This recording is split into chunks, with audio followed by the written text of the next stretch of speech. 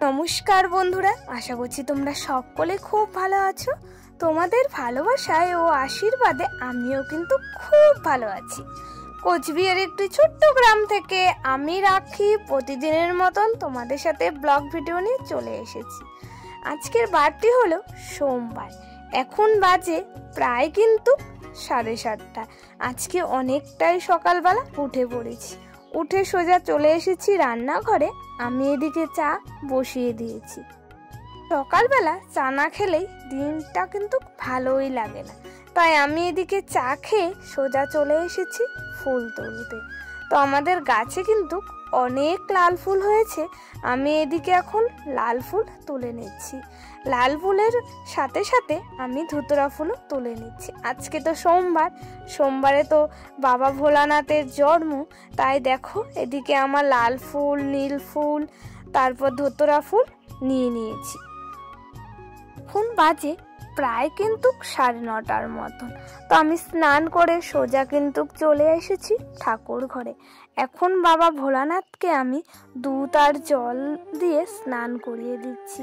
আমি প্রত্যেক সোমবার যেভাবেই পারি বাবা ভোলানাথকে আমি দুধ আর জল দিয়ে স্নান করিয়ে দিই। আমাদের ঠাকুর ঘরে আসনের যে ঠাকুরগুলো আছে সেগুলোকে আমি স্নান করিয়ে দিয়েছি। তারপর আমি জল আর নাড়ু দিয়ে নিবেদন করে দিয়েছি। আমার বাবা ভোলানাথকে চন্দন পরিয়ে দেওয়া হয়ে গেছে। বাবা ভোলানাথকে আমি জায়গায় রেখে দিয়েছি। তো বন্ধুরা, আমার কিন্তু এদিকে প্রায় পুজো কমপ্লিট হয়ে গেছে। আজকে অনেক সকালেই আমি পুজো দিয়ে দিয়েছি।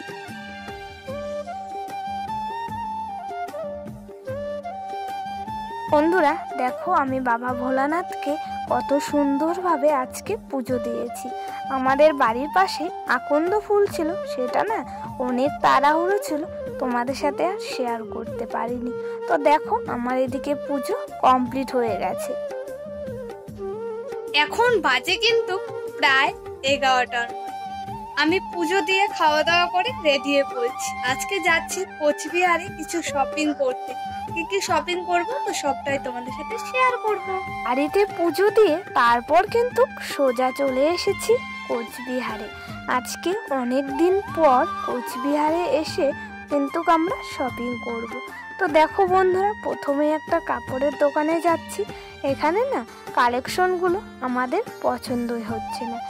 আমি আর আমার বান্ধবী মিলে আমরা দুজনে চলে এসেছি। তো বন্ধুরা, ও না ক্যামেরার সাথে আসতেই চায় না, তাই আর ওকে জোর করিনি। ওর আরেকটা দোকানে গিয়েছিলাম, সেখানেও কিন্তু তেমন আমার কালেকশন পছন্দ হয়নি। আর দেখো কোচবিহারে কিন্তু অনেক বাজার আছে। আমরা প্রথমে অনেক বাজার ঘুরেছি, তারপর আমরা আরেকটা দোকানে এসেছি। এখানেও কিন্তু আমাদের সেই রকম পছন্দ হয়নি। তারপর চলে এসেছি একটা কাপড় দোকানে।